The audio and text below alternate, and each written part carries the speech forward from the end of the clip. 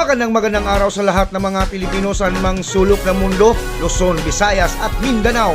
Ito ang Kabirada Lance Channel at ako si Lance. Para sa hindi pa nakapag-subscribe, paki-subscribe naman at paki-like and share. At kung meron kayong masasabi sa video ito, paki-comment at pag-usapan natin sa comment section. Para naman tayo magsama-sama panghabang buhay, paki-hit ng notification bell at tayo magsama-sama forever. Okay, nandito na ang balita. Tanggal ang dambuhalang buhaya dahil busog na. Pero ang ipinalit nila, isang buhaya pa rin. Pero malabutiki pa ang laki mga kababayan na siya namang patatabain. Animal. Ito na nga sinasabi natin mga kababayan eh. Nung pagkasibak sa pwesto ni Zaldico kahapon mga kababayan na sinasabing pressing health concerns daw. Lokohin yung ulol nyo. Alam natin may twist dito eh. Kilalang kilala natin ang mga balahibo ng mga demonyong ito eh. Eto na nga mga kababayan. Ang ipinalit kay Zaldico sa House Committee on Appropriation ay etong isa na namang dilawan mga kababayan. Another supporter of Leni Robredo. Tiba-tiba ang dilawan nito mga kababayan sa budget dahil hawak na ngayon ni Stella Kimbo eh. Siya na ang mag-aaktang head at mag-a-appropriate ng budget mga kababayan ng Pilipinas ng Pilipinas. Mal. Si Stella Kimbo na nag-viral dati eh dahil usap-usapan ng mga netizens ang kanyang sobrang luho di umano. Yung dati-rati mga kababayan, pasakay-sakay lang ng tricycle. Ngayon, grabe na daw luho. Mga mamahaling bagay. At milyon-milyong mga gamit mga kababayan, mga burloloy lang sa katawan. Ang sabi nila, saan nanggagaling ang kanyang pera? Pasakay-sakay lang daw yan ng tricycle dati eh. Ngayon, siya na ngayon ang inatasan na gumawa ng budget sa buong Pilipinas. Dapat ipakita muna yung SALN nito mga kababayan before and after naging chairman ng Appropriation Committee. Pati na ang kanyang mga kamag-anak mga kababayan. Dahil delikado tayo eh. Itong issue ni Stella Kimbo, issue lang mga kababayan na. Grabe, sobrang luho. Tapos siya ngayon ang inilagay na tagapangasiwa sa pondo ng bayan, sa kaban ng bayan. Panoorin po natin ang ulat ha. Mangyayari sa House Appropriations Committee given na vacated po yung position ng chairman? Tuwang-tuwa ang aura mga kababayan Taas proud na proud sa Stella Kimbo. Parang ito na ang naging reward niya mga kababayan sa pagbira kay VP Sara. At yung pagdrama-drama niya mga kababayan at tingala pa parang butiking nakatingala sa kisame. Well, tuloy lang naman po. Tuloy ang buhay. Anong committee? Ako na ang may hawak ng pondo ng Pilipinas. Di ba ang sabi ni VP Sara, 2 tao lang daw mga kababayan ang may hawak ng pondo ng Pilipinas. Si Tambaluslos at si Zaldico. Ngayon, si Tambaluslos at si Kimbo Luslos. Sa senior vice chairperson. Ito naman ang patatabain. Acting chairperson. So, I was advised by the leadership Advice by I am to Tambaluslos. ensure that our committee on appropriations will continue to function as before. Lecheng, pardon the word mga kababayan, pambihirang bansa ito Kaya nga, binoto natin si Ngag-Ngag dahil kalaban yan ng mga dilaw sana eh. Ayaw ng mga tao sa dilaw kaya nanalo ang isang Marcos mga kababayan ha. Dahil mortal na kalaban sana yan mga kababayan eh. Pero anong nangyari? Ngayon mga kababayan, etong mga dilawan ang naghaharing uri dyan sa gobyerno ngayon at may hawak na ngayon ng budget ng buong Pilipinas na pambihira. Unang araw ng pagbabalik ng Kongreso mula po sa bakasyon, may sibakan agad na nangyari. Ang Sibakan. ang chairman ng House Committee on Appropriations. Nagfatining, parang nagfatining ng mga kababayan ng baboy. Mataba ka na, benta, katay na. Another naman. Ito naman ang ating patatabain. Kaya pa ba itong patabain?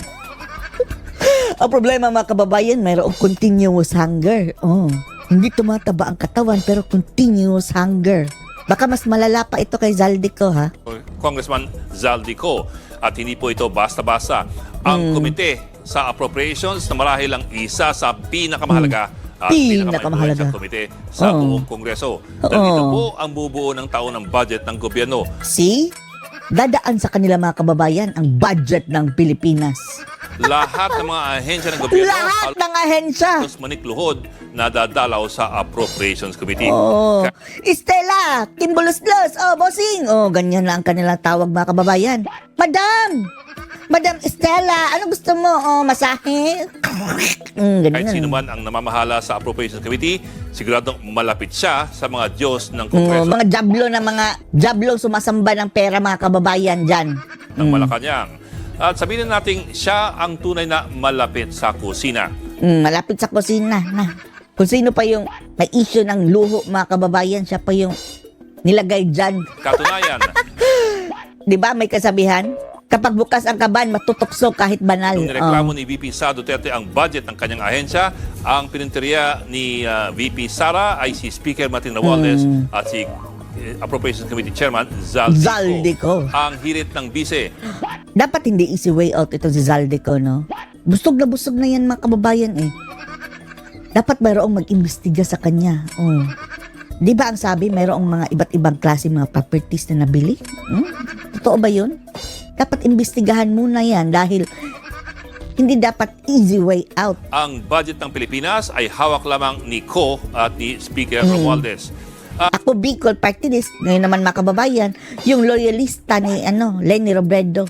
Oh, Diyos At mio. medyo kakaiba rin kasi ang kaso ni Ko. Sa nakaraang mga kongreso, ang Appropriations Committee ay binibigay lamang sa mga napaka-senior na congressman na malapit sa administrasyon.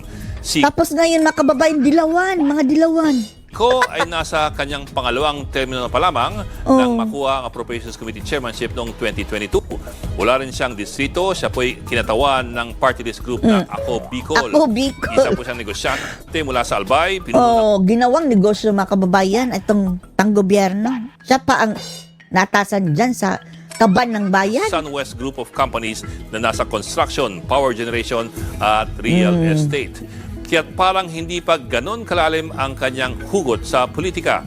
Pero ano pa man, bakit parang biglaang napatalsik sa kulambo itong si Zaldico? Tapos mapalabas yung mga kababayan nag-resign. Siyempre, yan na lang ang sasabihin. Pero media na mismo nagsabi, si Bak.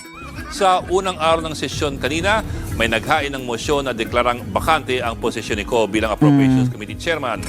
Ang pagdeklarang bakante ang isang posisyon ay katumbas na rin po ng pagsibak sa isang opisyal. At ang mosyon ay hindi galing sa kung sino-sino lamang, kundi sa mismong anak Galing ng kay presidente Chariz. na si Congressman Sandro Marcos, Ang look tanong po alike. ng ilan, meron ba itong ibang ibig sabihin? Meron! Isang oras matapos siyang masibak sa katungkulan, naglabas si Ko ng sariling pahayag. Pressing Kusa raw health siyang concerns. nag-DQ dahil sa ilang pressing health concerns. Impatso na sa sobrang daming nakain. Yun lang, kahit si Congressman Benny Abante, ang co-chairperson ni Ko sa Appropriations Committee, ay nagulat sa kanyang pagkakatanggal at mukhang nagulat din sa kanyang umunong pressing health concerns.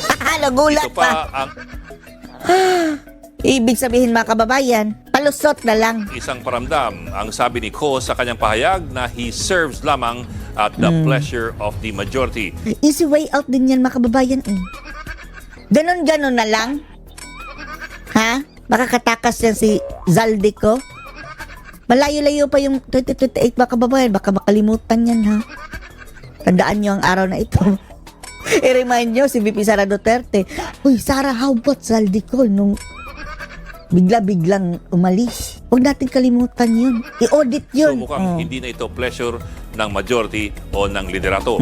Saan sumabit si Ko? Displeasure. Bilang Appropriations Committee Chairman, si Zaldico rin ang pinuno ng House Delegation sa Bicameral Conference Committee, ang grupo na gumawa ng pinal na bersyon ng General Appropriations Bill. BFF talaga sila ni tambalos-los no. Pareho din bang salita mga kababayan. Pareho ang itsura. Bulol din. Kung tanda